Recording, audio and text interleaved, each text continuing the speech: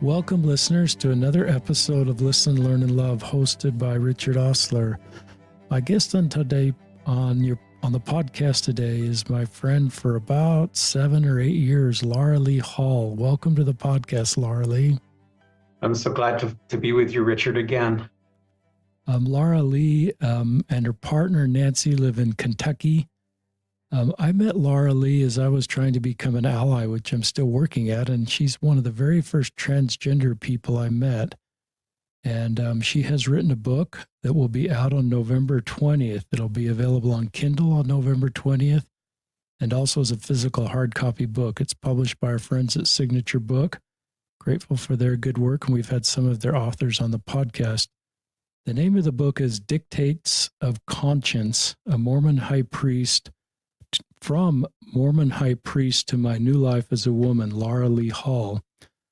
Laurie Hall is a convert to the Latter-day Saint Church. She is transgender. She worked for the church for 20 years, director of temple construction, chief architect. She in the book and in the podcast, she talks about some of the beautiful architecture work that I've grown to love that exists because of Laurie's talents in the temple department that continues to exist in these buildings around the world. During this time, she's been working through gender dysphoria, long-term gender dysphoria, and kind of the impossible road of wanting to be authentic and honest to who she is, and also fully participate in the church. And at the time she started to come out, she was serving as the stake president. That led to her being excommunicated for socially transitioning in 2017. And I was aware of Laura. That's when Laurie and I kind of met, and I grieved that happened for social transitioning, and just recognize as I've listened to more transgender guests, just the impossible choices they face that cisgender people don't face, and the long-term gender dysphoria and the suicidal ideation, the challenge of that road. So this is a book that will give you insights into just how things work. It's not meant to be negative towards the church. It's more just factual of Laurie's experience as the chief architect. And that it'll also talk about Laurie's experience with gender dysphoria. And so our hope and prayer is this help you if you have gender dysphoria or somebody in your life and you're thinking, what can I do to better support transgender people, and kind of acknowledge the difficult road they face. And also, this is a bridge building book and podcast to try to build bridges between people that, aren't in the church. In Laurie's case, I don't think that was, something. I think she wanted to continue to stay in the church. So I don't want to say you left the church. It may be the church just didn't have space for you as you socially transitioned. And so but I still like to build bridges of understanding and not just have this narrative of us versus them. We're all part of the same human family. And Laurie is somebody I deeply admire and respect for her work in the church and for her being honest to herself and choosing to live in an authentic way. And as I hear stories from transgender people, generally, I just want to put my arms around them and acknowledge the difficult road they face and do all I can as a Latter-day Saint to try to love and support and help them and do everything in my circle of influence to feel they belong. In the show notes, we will link to Amazon and Signature Books, so you can buy the book on Kindle or hardback. And if you're listening to this podcast for November 20th, you can get in line so you get it on November 20th. The pre-link is up there. It'll be the same link if you listen to the podcast after November 20th. The time of the recording of the podcast, we're recording this the last day of October, Halloween. It's number 1 on Amazon for Latter-day Saint and the Mormon category. So there's a real interest in our community, and this book is interesting from multiple perspectives. So that's my 4.5-minute intro. Is there anything that I missed? We're both the same age, by the way, listeners. I forgot that. We are both in our early 60s. So I'll turn it over to you, but I first give my guests a chance to correct any bio or the stuff that I didn't quite get right, because I want you to share with the listeners exactly anything I framed up. No, Richard, I think you did a lovely job of setting the tone for our conversation today, and I didn't pick up anything that you said by mistake. For those who want to learn a lot more about my lived experience, that's one of the reasons why Dictates of Conscience exists, to to really take the reader through a full understanding of my experience with gender dysphoria and coming to a point of accepting myself after denying myself for decades, and to be able to then explain how self-acceptance has brought peace and joy into my life. The book, I say, has it's a book with a happy ending, and it's a hopeful book, because, as you noted, I'm still here and I'm able to live authentically, and I'm finding enormous peace and joy in doing so. And so the book's purpose is manifold and has much to do with lighting a pathway, if you will, for those who may be coming through this experience of gender dysphoria, of having a gender identity which does not align with their biological sex at birth, to use a phrase that's captured in the politics and in religion presently. When I was young, as I detail in the memoir, understanding of these things was practically non-existent, and not knowing a pathway forward, I buried all of my identity and tried to live successfully presenting as a male. There were enormous difficulties that I outline in the book, and ultimately, as you point out, Richard, there were times when the gender dysphoria, the horrible feeling of mismatch, overwhelmed me and put me in a very precarious position in terms of my health and my mental health. But the happy thing, again, is there is a pathway forward. I've discovered it. I write in detail about it, even coming up against the challenges of having established myself as a member and a priesthood leader within the Mormon Church, as well as a high-ranking employee of the church, and all that it took to attempt to become authentic within those spheres, and the challenges, as you point out, such as ultimately being excommunicated from the church, that occurred as a result of my decision, my commitment to live true to myself. So book touches all of these things. I think there's universal understandings that can be gained even for those who don't experience gender dysphoria, or who may not know anyone who does. There's a lot of life lessons learned along the way that I share that I think have application to a broad number of people, not just within the Mormon Church, but certainly with in relationship to people, who are living life. And I remember once a wise man said to me, if you haven't had these difficult experiences yet in your life, it's because you haven't yet lived long enough. So all of us pass through some challenges and some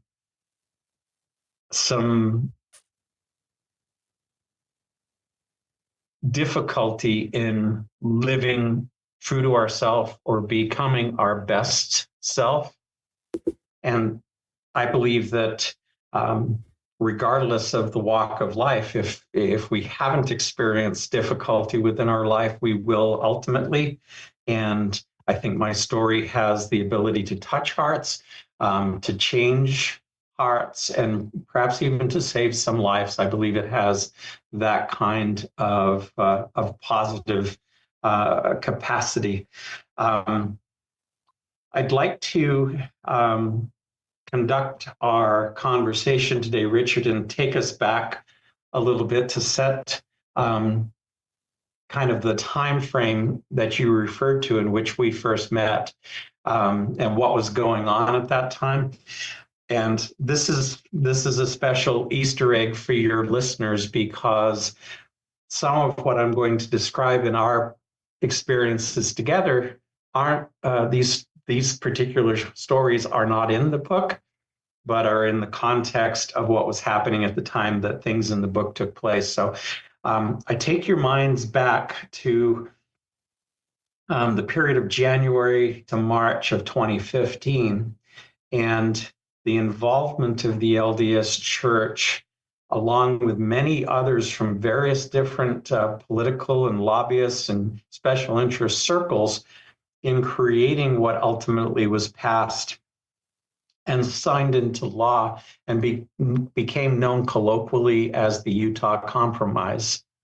Now, the Utah Compromise was a Senate bill that enforced, that created protections for lesbian and gay and transgender individuals in both their workplace and their housing in the state of Utah. And the passing of that was the result of many years of attempting to get something in place like that for the protection of LGBTQ citizens of the state of Utah. Ultimately, what made it possible for it to be passed from what was shared in the press was the LDS Church exerting its involvement and influence in helping to write a law that they were comfortable with as well and could support. And what happened is that when that law was passed, it provided those protections for all individuals who were employed by larger companies and corporations within the state of Utah, with the exception of a religious employer. And that was the loophole that the church required and carved out for themselves with regard to having to protect the employment, for example, of a transgender employee. When that passed, I had already, as described in the memoir, had already come out to many friends and family. I had come out by 2015 and had many discussions with general authorities regarding my status as a transgender person, although at the time I was still presenting as male and still employed by the church. When the law was passed, I realized I was the personification of the loophole. I was the person who the church, if there were others, I'm sure there were, but I was certainly a person who fell into this loophole of not being able to have my employment protected by law because I worked for a religious employer, despite the fact that I was doing temporal work.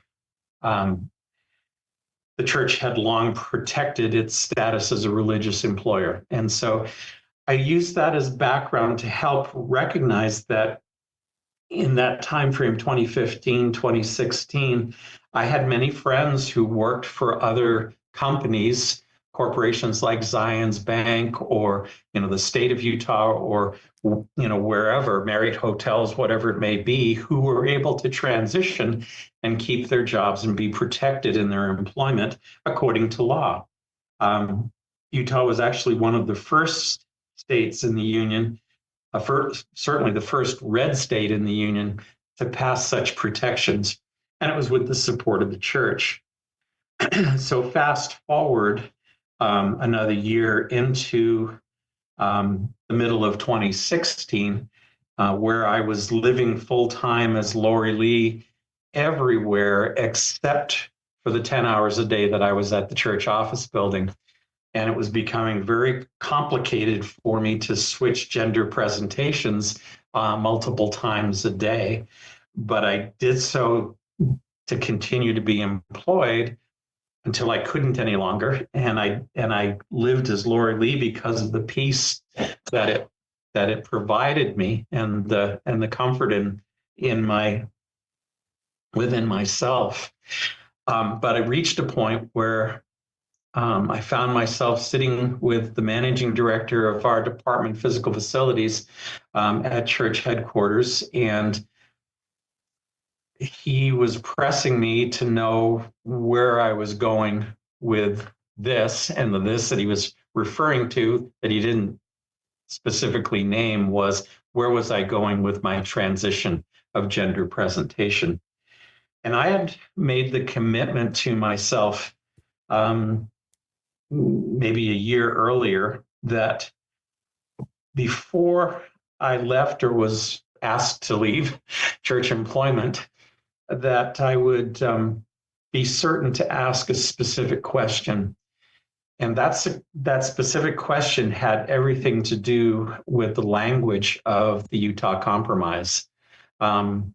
So given that opportunity to have this conversation with my managing director and the director of human resources for our department, I said, I want to know that, consistent with the language of the Utah Compromise that the church helped produce, that protects an individual like me in my employment, can I finish my transition of gender presentation and remain an employee of the church and continue to carry out the assignments that have been placed upon me? At that time, I was the director of temples and I spoke too fast. I was the director of special projects for the church and had responsibility for several large projects, the most visible in Utah being the expansion of the Provo Missionary Training Center at the time, which was under construction. And as an employee, I had long received very glowing annual reviews. I was someone that the church benefited from and was frequently told that they were benefiting from the work that I had been doing. And I say that only to point out that my ask was from the point of view that I wanted to continue to work. I wanted to continue to contribute to the work that I had been doing, as you pointed out, Richard, for some 20 years. And I promised that if I were allowed to continue to work and complete my gender presentation transition, that free of the complications of switching presentation every day and the resultant dysphoria that I continued to feel for doing that I would be a more effective employee, even more so than I had been in the past, because I would finally be at peace 24/7. I knew that was a big ask. I knew that was a challenging ask, but I went even a little further and said, I don't really want to know someone's opinion on this subject, because I'm saying that this is an opportunity for the church to demonstrate its acceptance and consistency with the spirit of the law, which had everything to do, in the case of the transgender employee, with being supportive of the physical health and the mental health of an important employee, that it was the right thing to do on the part of the church and the ethical thing to do, and certainly the medically supported, the scientifically supported thing to do, to support an employee in gender presentation transition. I wasn't asking for any other type of transition at that point. I wasn't asking for surgical changes or anything of that nature, which the church already had spoken against in its handbook at that time. But I said, I want to know the feelings of the Church Human Resource Committee on this subject, knowing that the Human Resource Committee was the first presidency level committee. And that's what I wanted to understand, is whether they could support that. I asked this question understanding that I probably wasn't going to get a positive answer. I wasn't going to be supported in the ask, because I was asking for them to, at least in my case, make the exception and close their own loophole. but I felt asking it was my responsibility as probably the person in church employment that the leadership of the church may have known best, who had walked in my shoes and been in my situation as a transgender employee because of my years of working closely with the members of the First Presidency, the Quorum of the 12, and other general authorities. They knew me. They'd known for 4 years at that point that I considered myself transgender. And I had also written to the presiding bishopric or the presiding bishop of the church in 2013 and explicitly told him my intention was to ultimately transition and live as the woman that I am. So there was no mystery about any of this. I suspected that if anybody could ask this question and make inroads in softening hearts and changing minds, that perhaps I could. Unfortunately, what happened as a result of that was, despite the fact that my managing director promised he would get the answer, I never did receive a direct answer to that question. Instead, my recommend was removed by my stake president on orders from someone at church headquarters against my stake president's better judgment.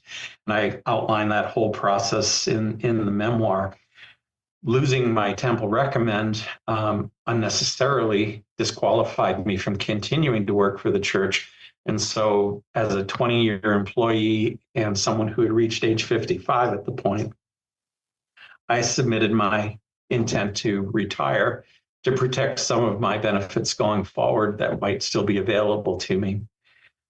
And that retirement took place. There weren't any more fireworks as a result of that.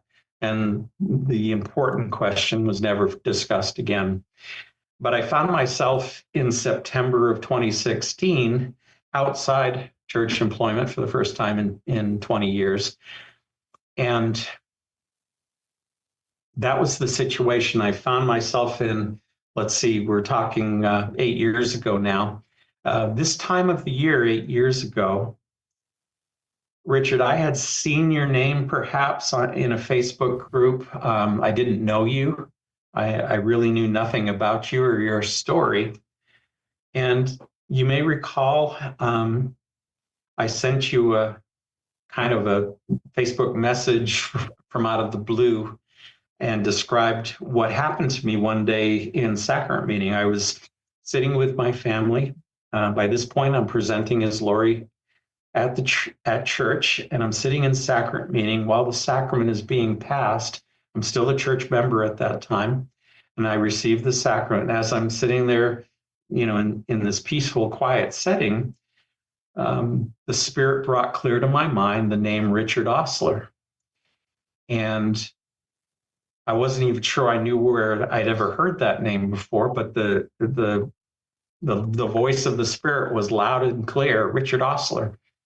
And I went home from church that day, and I was laying on my bed and I was thinking about that experience.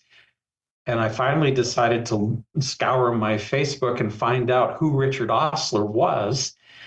And I discovered you, and we actually were a member of some group, some Facebook group that we were both part of, which is where I was able to find your name, connect with you, and send a message that said, the Spirit said your name to me. I don't know why, but this is who I am. And, maybe you can help me know why I'm supposed to talk to you. And your response was immediately, we need to talk. And we set up an appointment, and we met together at a maybe perhaps the Stake Center or meeting house near your home, and interviewed for about 3 hours, if I remember right. And I'll pause there for a moment as I think about that interview. You did mention to me at that time that I may have been the second transgender person that you'd ever talked to and listened to that person's story. And you were fascinated with my story, and you'd shared some of your background in seeking to become an ally. And you were such a good example, and I'll share this with your listening audience, that one of the great attributes of of a loving ally is someone who's willing to listen and really listen at length and be sensitive to the things that an LGBTQ person shares from their life. The more an ally learns and comes to appreciate, and the more individuals that an ally could learn the stories, the more capable that person as an ally becomes. And your heart was changing, and I know that hearts change as stories are told, which is one of the purposes of why I know you're doing this, you're writing and you're podcasting. So you were one of the most beautiful allies that I had ever met, because of how intently, lovingly interested you were in my story. And on that occasion, as you did in other occasions you've probably done many times, you offered me a priesthood blessing. And it had been some time since I'd received a priesthood blessing. And what you didn't know, but the Spirit knew at that time, was, having recently left church employment under complicated terms, I was not healed in my heart with regard to the actual projects and work that I had done. I was having a real struggle looking at and enjoying the temples that I passed by and saw. It was as though it just hurt too much to look at an LDS temple, particularly ones that I'd been involved with. And in that priesthood blessing, you spoke some words that helped me to feel the appreciation of Father in heaven with regard to the work that I had contributed to and that I had offered. And in that instant, my heart healed on that subject, to where there was, I never felt that pain again in such a way that I couldn't rejoice further in what I'd been a part of before. And so that was very healing for me. And I'm extremely grateful for that experience at that time. So that was one story I wanted to share. Thank you. And there was a second time that we met together before my move to Kentucky. The following summer, and again, this is shared in detail in the memoir, but that following summer in 2017, I faced excommunication for no particular reason other than socially transitioning, and perhaps coupling that with having been a priesthood leader, a stake president and a bishop previously, as well as a prominent church employee, who had gone apparently way off script by choosing to live authentically. And so in June of 2017, I was excommunicated from the church. And again, that fall, my sense is it was sometime around this time of the year, again, 7 years ago, you invited me out to your home, perhaps even the same room where you're sitting at the moment. It is. And we had another roughly 3-hour talk about what had transpired over the previous year. And there had been a lot of changes that had taken place. I'd experienced a separation in my marriage that in many ways was driven by the actions of the church against me and against my former spouse. I had relocated to Salt Lake City because our home community had become somewhat toxic to me as a non-member or a former member. And we talked a lot about those things and all that had been kind of placed, that I had placed upon the altar of potential sacrifice and was willing to lose in order to live authentically. And again, at the end of that um,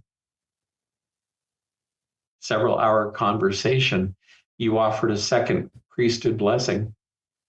And having had such a good experience with the first one, I was absolutely going to take advantage of your hands on my head once more.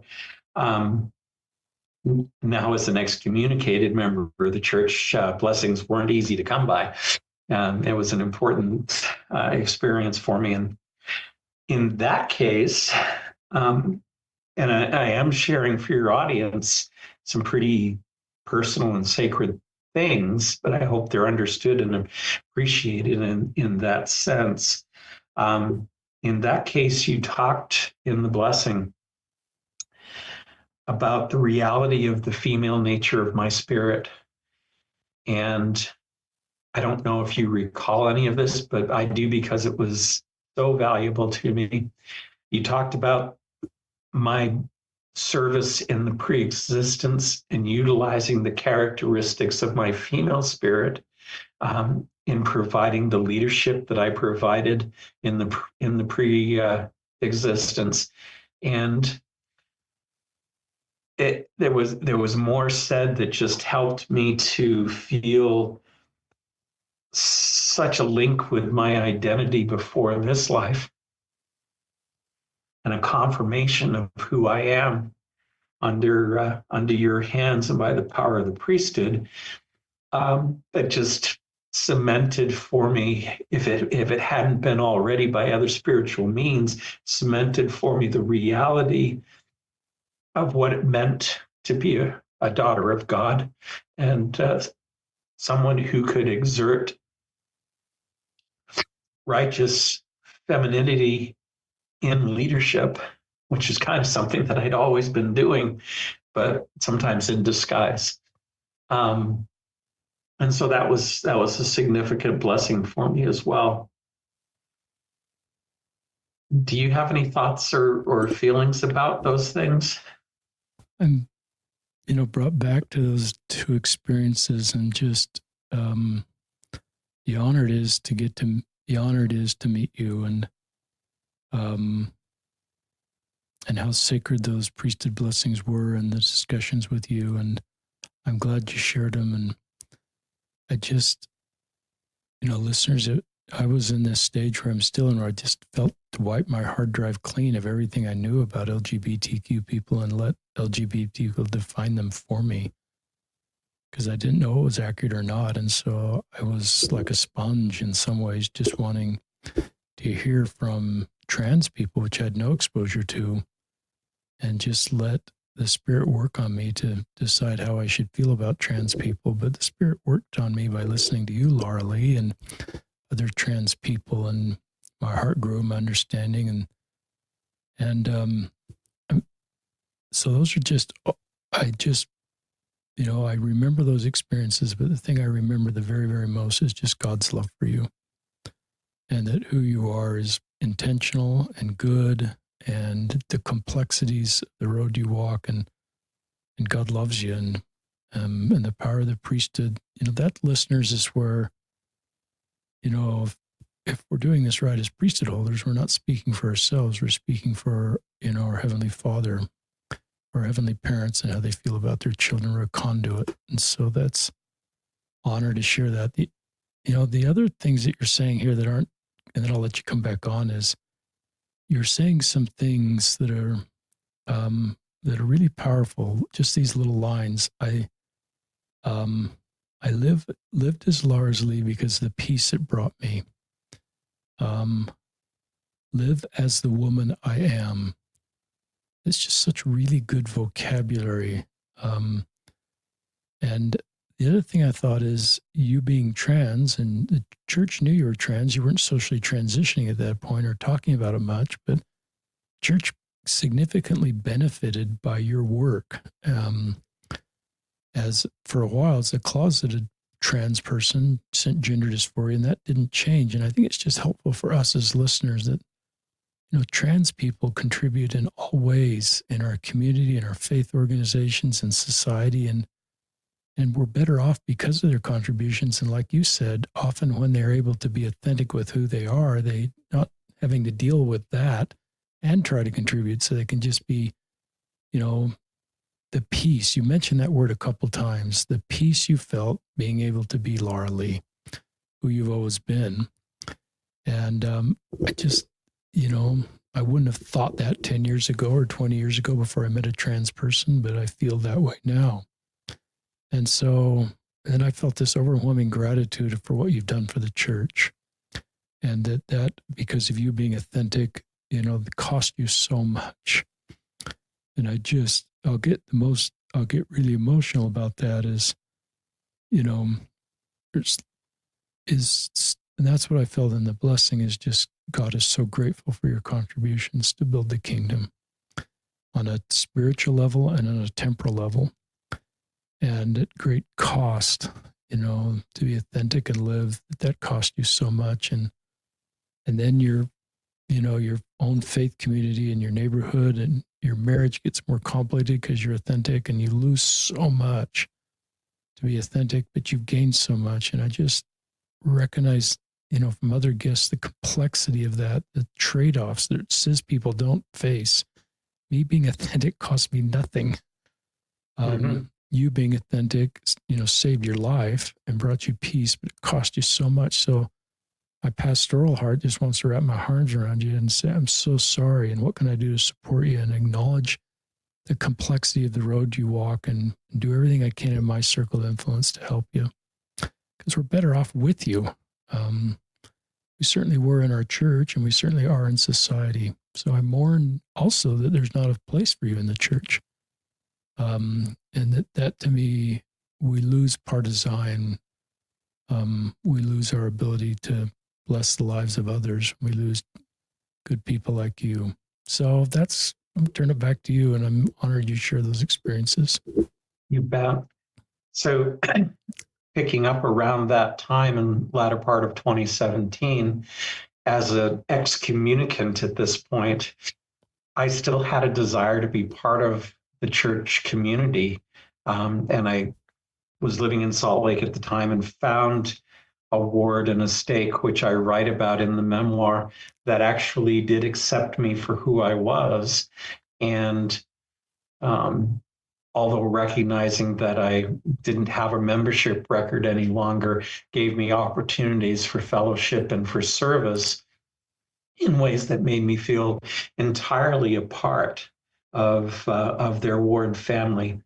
And the chapter that I share about that, my experiences in the Liberty Ward in the Salt Lake Liberty Park stake, were truly beautiful. That was a beautiful time because it demonstrated how the church community at the ward level could be at its very best in terms of accepting a transgender person like myself, and perhaps even more particularly someone who still had a church membership record.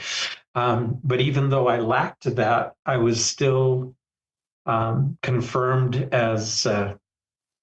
confirmed as a counselor in the Relief Society presidency, which was really remarkable because months before I'd had two stake presidents told me to never go to Relief Society.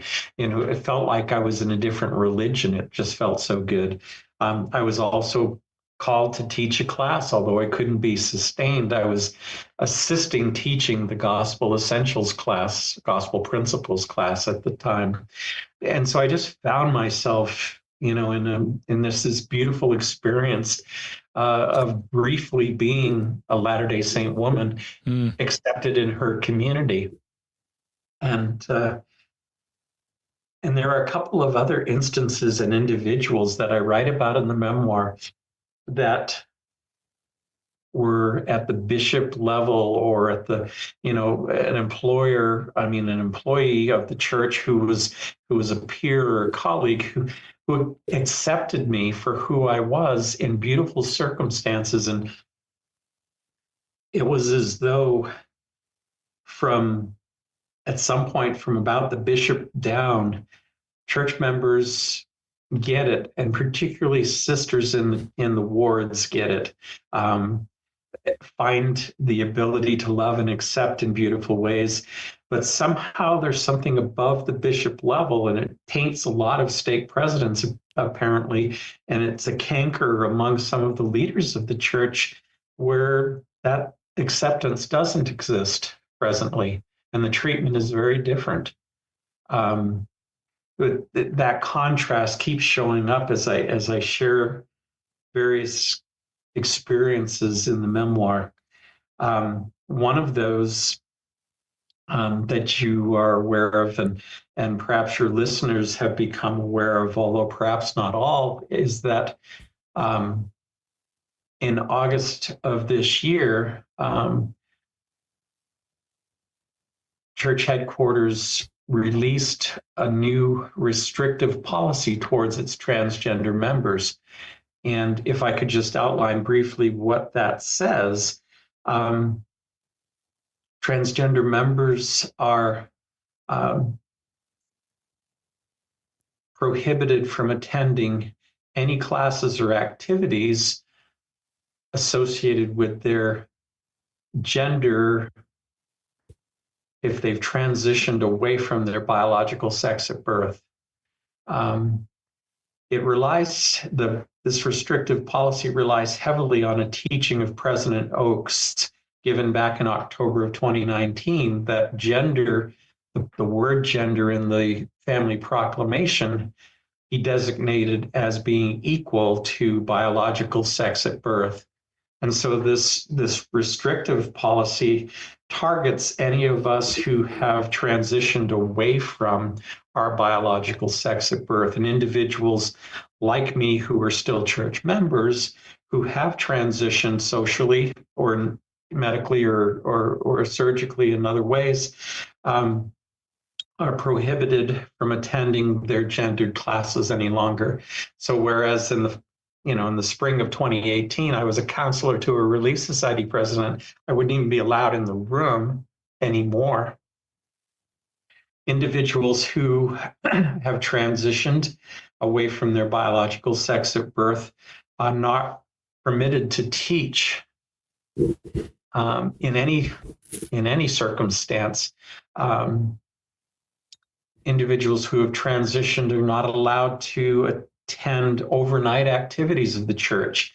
And this particularly targets youth and young single adults. You served as a young single adult bishop. Activities that would go overnight.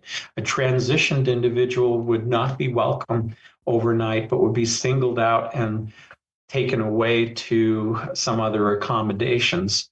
And I think most damningly, individuals who've transitioned away from their biological sex at birth can have no responsibilities or interactions with children or youth. And the underlying message, which includes annotation of our church records, the underlying message is that we represent a real threat of danger to the vulnerable members of the church who are children, youth, cisgender individuals. There's a bathroom ban included in this restrictive policy that says that I need to use, if I attend church, I need to use the bathroom associated with my biological sex at birth, regardless of how I may be presenting. Or if I can convince a reliable leader to go into the women's room that I would be most comfortable using, clearing it out, and then standing at the door to make sure that no one entered while I was in there. Because again, what possible threat I might cause to another sister who's wanting to use the stall next to mine. Unfortunately, in comparison to how I was received in Liberty Ward in 2018, and even how the church handbook provided some latitude to bishops and other ward leaders over the past 4 years, this current set of restrictions provides no latitude whatsoever. I know you've interviewed some of my colleagues who were active in the church, fully transitioned, and some of those no longer are in the church. Some have resigned as a result of this. The new restrictive policy, unfortunately, gives local leaders the zero ability to discern the needs of an individual member, but shuts down. It's a complete shutdown of involvement and social involvement and service involvement in any particular callings. Most callings in the church have been taken off the plate for an individual transitioned from their biological sex at birth. I make a point in the afterword of the book because coincidentally, just as we were closing out our editing of the book, this policy came out, and we hit the brakes, and we rewrote the afterword to address the policy restrictions directly. And I say in there that socially transitioning, using their words, socially transitioning away from one's biological sex at birth is the scientific and medically recognized response to mitigate gender dysphoria. And for an individual like myself, a church member who experiences severe gender dysphoria, it's the recognized solution for that person to not only survive, but ultimately to thrive. But doing so damns that person from being able to participate as an equal member of the church, in now even more glaring and extraordinary ways. There had been some member restrictions before, no priesthood ordinations, no temple participation, but now the participation has been reduced to such a small opportunity to make it toxic and uncomfortable to the point where there's no place for transgender members in the wards. The larger problem I see with this, Richard, is the way that it targets young people who are being born every day into faithful Latter-day Saint families and are growing up within the faith of their fathers and trying to figure out how to address their own gender identity and the questioning of a youth, the experimentation of a youth who may actually not be ultimately a transgender individual, but someone who's just learning about their expression. Our young people today tend to express in ways that really don't follow a gender binary as found in the For the Strength of Youth, but express themselves in a number of ways.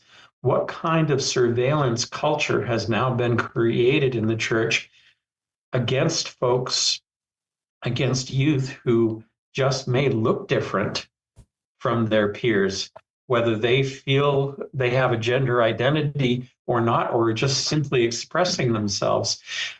I think back to the 1970s when my younger sister, who like me was 6 feet tall, she liked wearing men's white dress shirts and skinny ties with a miniskirt to high school.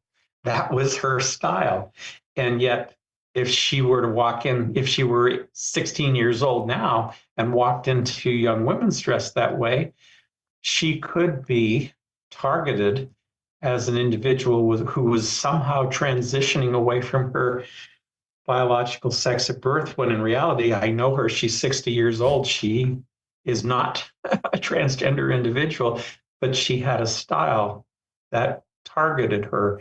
I'm worried about the target that's been placed upon the backs, particularly of young people, just for trying to figure out who they are.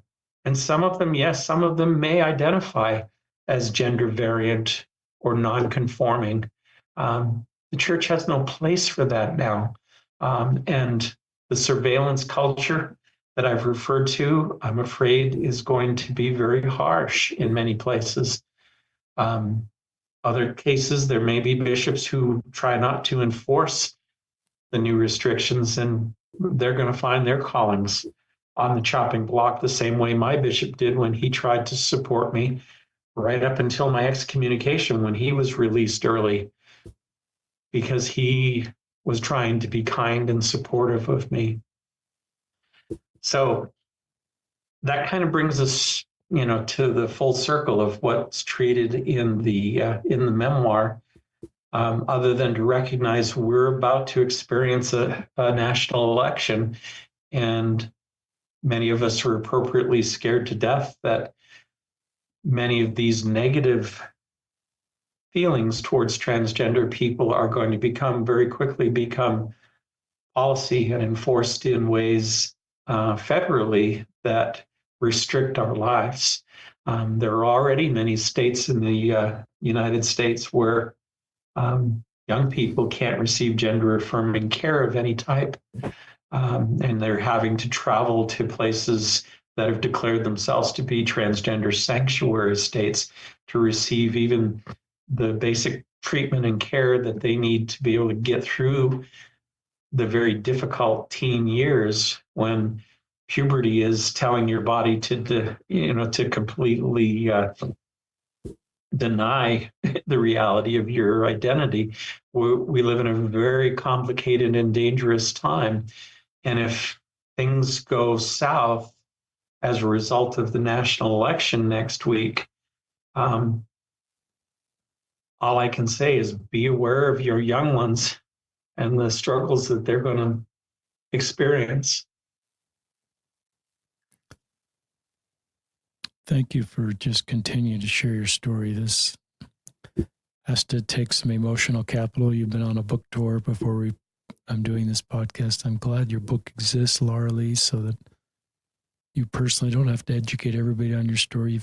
You've spent so much time with me, and I know that's not possible for everybody, but just a couple more thoughts, listeners, is, one of my early guests, I'm a father of 2 trans kids and a bishopric. He talked just how the borders of Zion, referring to the August policy, as you mentioned, just got drawn in a different place. And my trans daughters, one of who, if I remember correctly, was trying to participate or outside of the borders of Zion. And my earlier self would have said, oh, Laurie, you're being too sensitive, or other people are being too sensitive, or everybody's trying to do the right thing. But now my newer self would sit with you in the pain and not try to dismiss that with a platitude or maybe Laurie, things will get better, and just to sit with you right now where it is and how painful that is. And just like I consider myself, an active Latter-day Saint. Part of my baptism covenants and the things God and our leaders is to bear, mourn, and comfort. And I have to hear your story to recognize that there's pain that can occur and does occur within the borders of Zion or within our church.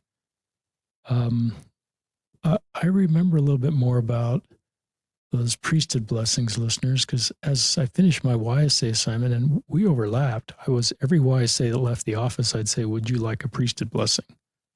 And most said yes. And then I just kind of kept doing that. And I started to become an ally the last 6 months of being as a YSA bishop, and people like you would reach out to me. And I remember for the first time, it was a gay kid that was excommunicated. And I just kind of blurted it out, Laurie, like I just thought and he surprised me because he said, I would love a blessing. And it just changed how I felt about people for one reason or another that were no longer in the church. That this blessing, just like yours, recognized the priesthood power, that God talks to his children. Just because you've been excommunicated doesn't mean that you would not want that. Everybody's going to feel a little different. I don't want to paint a broad brush that everybody outside of the church wants a priesthood blessing. But it also just reminds them, it's just something, there's no thing in the handbook. I was presenting myself as a rank and file member, not as a YSA bishop when I met with, and everybody that's holds the priesthood can give blessings. And we've had recent conference talks, one in particular that invite us to give more blessings and use that power of the priesthood to bless others. The next thing I want to talk about is, I'm looking at my notes here. What I asked you, I asked you a question in one of those two visits. I said, what made you a better stake president because you were trans? And I don't know if you'll give me the same answer now, but what you told me is, I loved being with the women in the stake. And I love being in Relief Society. And I would tip, as a wise, say, Bishop, I went to elders more than I could go to Relief Society, because that's just sort of what I did as a male priesthood leader. And I recognize I didn't do that 50-50, but you kind of said that the sisters in your stake, and maybe not all of them, but they just appreciated your role as a stake president to be very present with the sisters. Do you remember that? And do you want to talk more about that little nugget you shared with me? Well, I'm glad that was the answer that I offered back then, because it would still be the answer now. I share some beautiful thoughts about that service to the sisters, particularly in our stake within the memoir. It was, perhaps there was something of my selfish need to be amongst the sisters, but it was also where I felt I was connecting best with those who knew the needs of the families in our stake. I love the charity and compassion and interest the sisters had for each other. And I trusted them, and they trusted me in ways that were powerful. I allowed them, in fact, I ensured that they had voice in our council meetings, and I described how that happened. And even my excommunication took place around the same state conference, a state council table that I had made square instead of T-shaped in order to be able to put the sisters at the table. And now I was coming in as a sister, a member of the stake, and being judged by 16 men, when I had been doing so much to strengthen the voices of the sisters in the stake. There's some irony in all of that, but it was so rewarding, and probably my greatest joy as a stake president, to be able to serve with the sisters and to interact with them and to be in their meetings and activities and to really be accepted by them. In one case I note in the memoir, where we all forgot ourselves and they took me in as a sister while I was still presenting as their stake president. And it was a palatable thing that I've gone back and talked to some of the sisters that were involved in that activity that night, and they remembered it surprisingly and said, yeah, all the barriers were down and we were one. Yeah, that's Zion. I love I pick up new language sometimes, some listeners, and I'm sure this is something that people have been saying for a long time, but I'm going to remember it now that you shared, is the surveillance culture. And I'm really sensitive to the political rhetoric. Brene Brown calls it common enemy intimacy. I'll quote her: if the bond we share is simply we hate the same people, the intimacy we experience is intense and an easy way to discharge our outrage and pain. It's not fuel for real connection. And I'll add to her statement my own words, and it generates a lot of votes. So there's been bogey women in history and politics, and it goes back to the Salem witch trials, where we create fear around a minority group of people that we don't have proximity to, and they become the bogeyman or the villain, and they're coming after us in some undefined way that creates fear. And I think fear is a normal human emotion, but it can create great common enemy intimacy, and it can feed into our religious narratives or last days narratives. And I just recognize, and then if our faith community hasn't defined trans people for us in a positive way, then it's kind of a vacuum. And then politicians can do that, or other voices, versus letting trans people define trans people for us. So In our own high school, there's a picture. This is a public story I'll share at Cottonwood High School in Salt Lake City. There's the women's basketball team and one of our most senior leaders in the school district on the state school board. And you may be aware of this story because you're nodding your head, circled her picture and conjectured, I think that's a good word, that she's trans. And in this case, just like the person you mentioned, she's not trans, but it does create a surveillance culture. It creates a new way of seeing that I'm looking for this new villain that's coming after us. And so I just, I'm Elder Uchtdorf in his 2017 talk. Fear rarely has the power to change our hearts and will never transform us into people whose love what is right and want to obey. Never look down on any other religion or group of people. And he continues, Elder Uchtdorf, one of the ways Satan wants to manipulate others is by dwelling and even accelerating evil of the world. There's no evil in being trans, but he accelerates just the fear and using Satan in an inappropriately manipulative way. So the surveillance culture is real, and I mourn too this political election that this 1% minority that you're in is somehow perceived in a way that is scary and creates votes. And so a vulnerable population becomes even more vulnerable versus Christ, and his ministry would be doing everything he could because he did it in real life to help other people feel safe.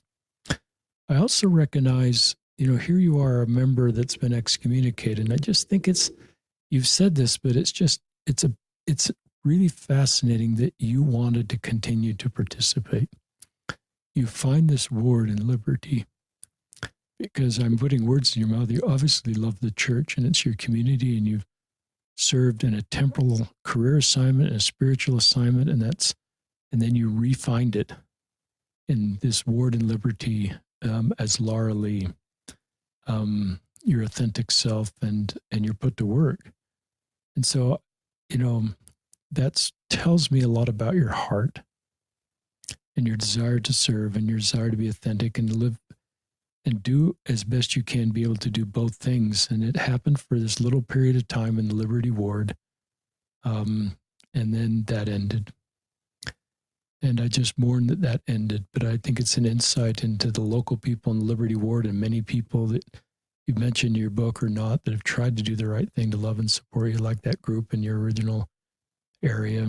But I think it's an insight into your heart and you're wanting to, and just, this isn't about, you wanting to leave. It's really about my words, not really having a place. And we say we love everybody, but it's more complicated. We have to figure out a way to really love everybody with, doing things to help them feel welcome and needed. And maybe most importantly, contribute, because we're better off with you.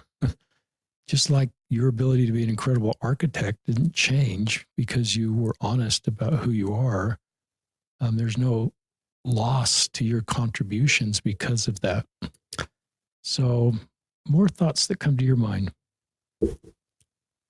Well, just to build on that statement that you just made, the ability to contribute. And I detail this story in the last part of my memoir because it demonstrates a happy way in which I've been able to contribute as a successful architect, as my authentic self. Not long after I arrived here, I discovered that our county where we live, Oldham County, Kentucky, was in the midst of a design project to rebuild its county courthouse, which was a historic, 19th century brick structure, way too small for its current needs. That was going to be replaced with a new courthouse. And the new courthouse design was not all that effective or attractive. And so I wrote a letter to the county executive and told them so, and said, I'm a new architect in the area. I'm a citizen of the county now, and I'd love to contribute. And I was just willing to be a volunteer. Eventually, I got a chance to meet with the man on his invitation. And having seen the kinds of projects I was able to work on in Utah, including working with historic and traditional designs. He got me approved as the architectural consultant to Oldham County, and to work as a consultant to their project development board that were leading this courthouse replacement project.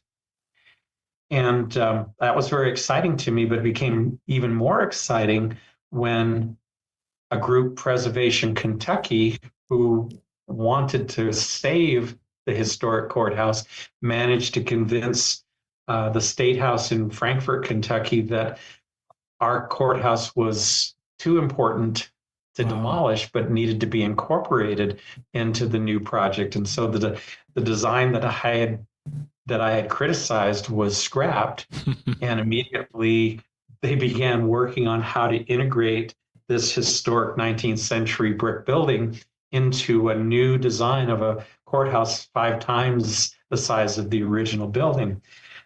And so I brought to the judge executive and the other magistrates a presentation that showed what we did with the Provo Tabernacle in converting it into the Provo City Center Temple. And I said, I understand how to do these things, and I can truly help the design architects to integrate this old building into this new building. And that ultimately was a very successful marriage of our abilities and talents, because I brought something to the table that none of them had ever done before, but that I'd had the opportunity to do on several occasions, actually. And I reflect in the book how I was able to stand and present to the chief judge executive, to several district court judges, to the magistrates for the county, the way that county officials are constructed here in Kentucky, all of whom were very conservative Republicans. We're in a very red location in the state. And I presented typically wearing, an attractive professional dress and low shoes, my makeup and hair done. And never once was I misgendered by this group of many mature white men, conservative politicians. Never was I misgendered once. Never was I unappreciated. I was accepted as a talented and experienced female professional that was contributing to the benefits of the county, and receiving a compensation for doing so. To me, that was an example of becoming authentic in my professional world as well. Not that I have the ability to just kind of live my life and walk around quietly and call myself Laurie Lee, but that I actually got to practice my craft at a very high level again, doing things I had done before, but now doing them authentically and being fully accepted in an environment that I'm certain that if those individuals were asked their feelings about a transgender person, in general, that they would not have been pro-trans, but because of their relationship with me, it wasn't an issue. It wasn't even something that seemed to be on their minds, that their architect was a transgender woman. It just seemed to be that their architect was a talented professional woman. Wow. And that felt good. That is a great story. I thought of trans youth when you just shared that story, that wonder if everything will ever be okay for them, and they'll have a full acceptance in a segment of society. And this is just, if you're a young trans youth wondering about your future, Laurie Lee is a great example for you. I mean, that story of what you did because of your skills for your community that'll live for generations. As Laurie Lee Hall, I think both of our hope for you younger trans people, non-binary people, non-gender conforming, that there's a place maybe just in community right now, and maybe not fully in all religions, I understand that, but at least in academic circles and professional circles, and that I think should give you, please use that to give hope, because who you are is needed and valued, and you have these wonderful gifts and skills that you may not even realize. I love you framing this as a health issue, and just that you kind of touched on that, but that's certainly been helpful for me. I've shared this with listeners. I tore my rotator cuff this winter jogging, landed straight on my shoulder, and that's a health issue. And there was no getting the health requirements I need to fully heal from that. Didn't put me sideways with the church. You might even go, that's kind of duh. But there's a parallel there that this is a health issue. It's a diagnostic health issue. There's criteria to meet the category of long-term gender dysphoria, and you certainly met that. And then there's established criteria to help you feel just the way you're feeling. So this isn't academic. You're not talking about some study. You're sharing your lived experience, which we shouldn't ever dismiss. And so I just recognize that the very things that help a trans person feel better, not untrans, but just feel peace and hope and just the language you've used so well, are off the table for you if you want to fully participate in the church. And that's just the reality of where it is. I don't do that to be critical or say I know better or this is not God's will. You can kind of draw your own conclusions, but it's a reality. And so I just acknowledge that. I've also thought of, there's two other things I wanted to get your input on. One is sort of when I was meeting with you, I remember listeners being uncomfortable. And I used to think that's because the spirit left. That's why I was uncomfortable. Now I sit with being uncomfortable and wonder, is this challenging me in a way that's causing personal growth? Because I have to leave prior positions or statements or conclusions, and that's painful to recognize my own, in this case, internalized or transphobia or homophobia. And the work I needed to do personally was causing me to feel uncomfortable versus, quote unquote, the spirit leaving the room. And it was really helpful for me to be uncomfortable.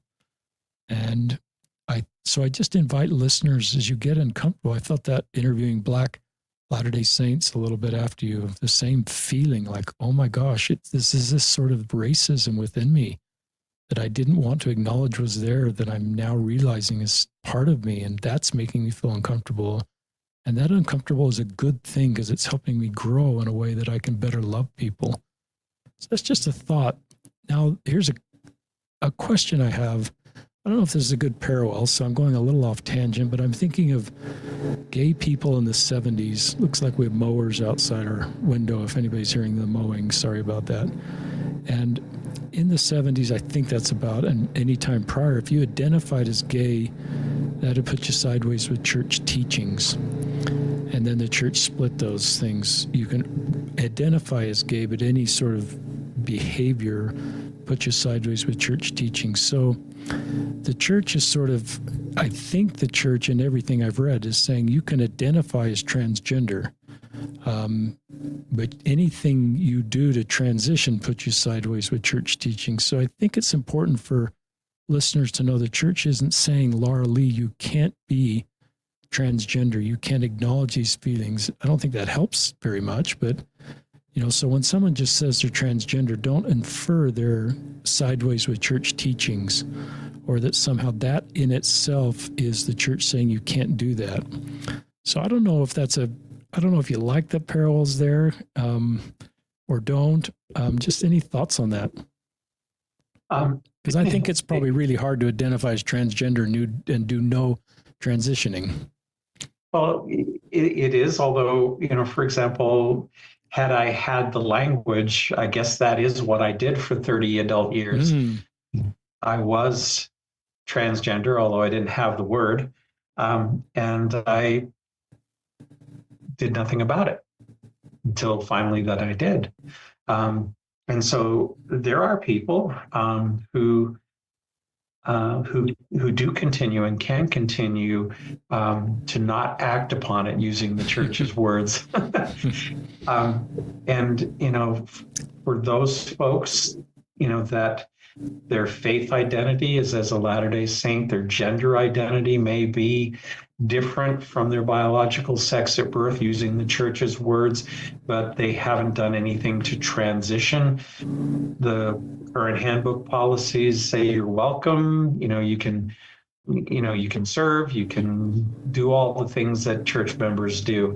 It's that point of acting upon it in any way that causes a transition away from that biological sex identification at birth. That is when you go sideways with the church, if using your terminology. As I mentioned earlier and have included in my afterword, for individuals whose gender dysphoria is more extreme and more debilitating and more consistent,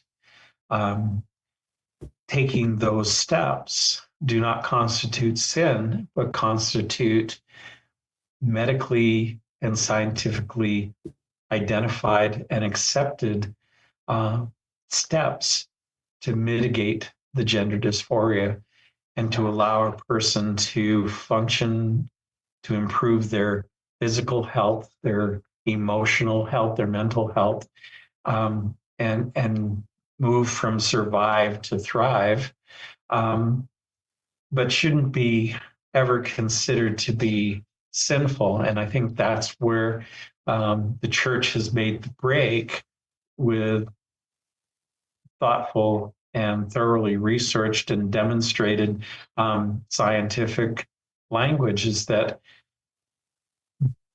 step of transitioning is required for individuals like myself, and individuals like myself who aren't trying to sin and get away from the church and its teachings, but individuals like myself who have loved the church and have contributed all my life to it, who needs to take a recognized, diagnosed, and prescribed step.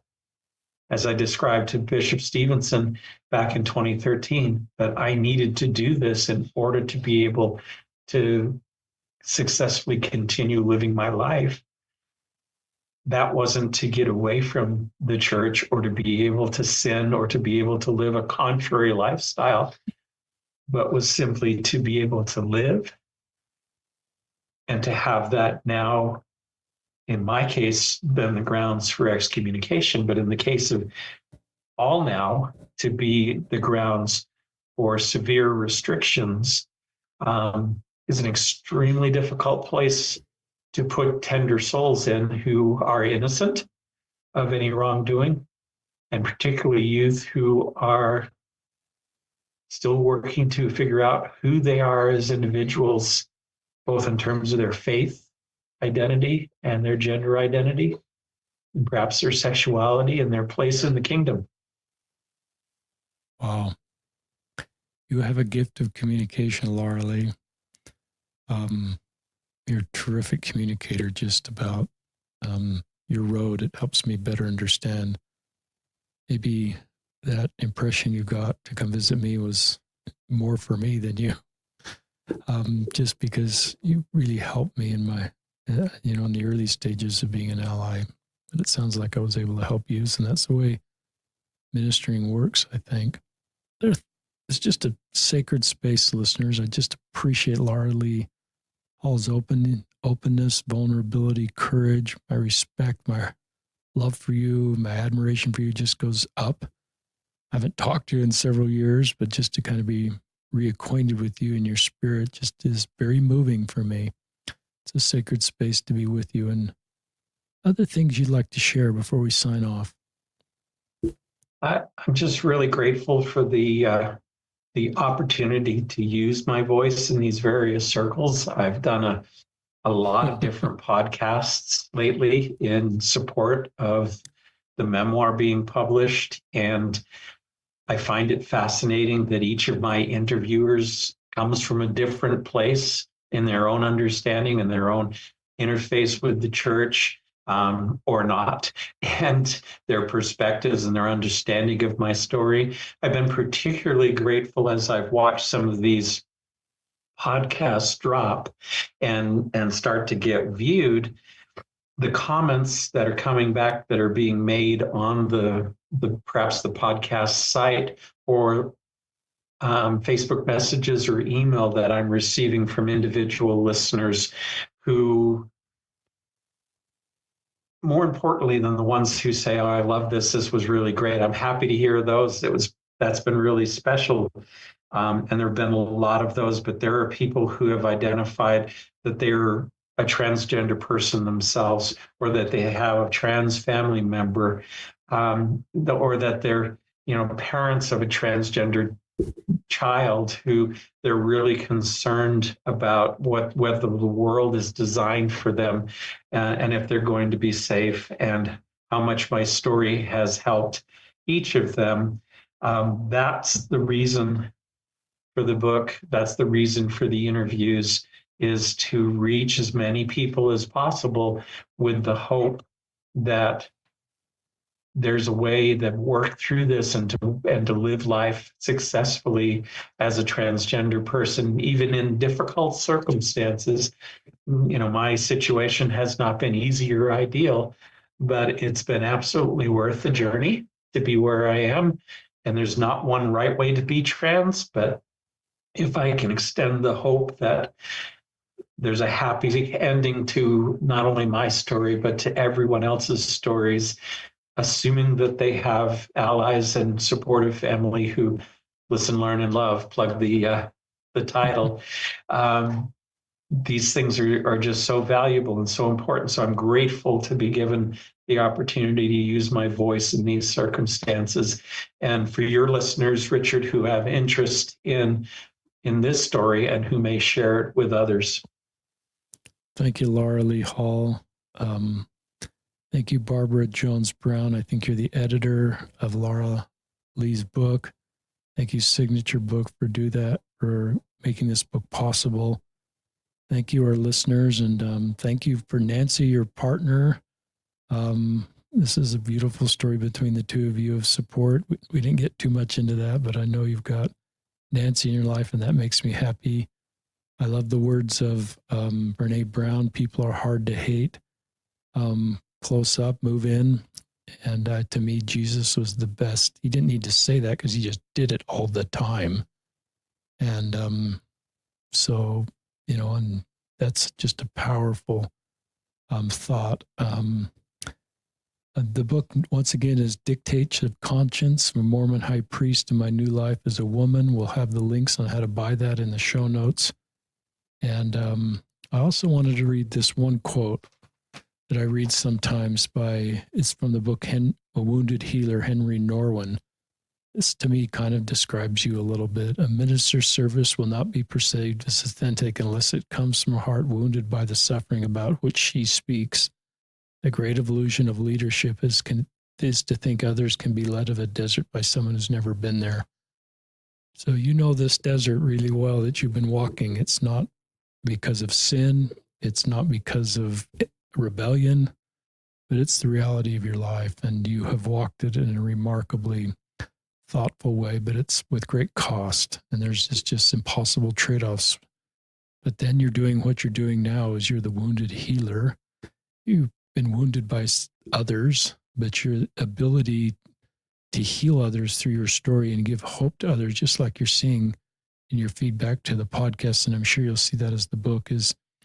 And that's partly for you listeners that are going through really tough experiences. Laura Lee's, you're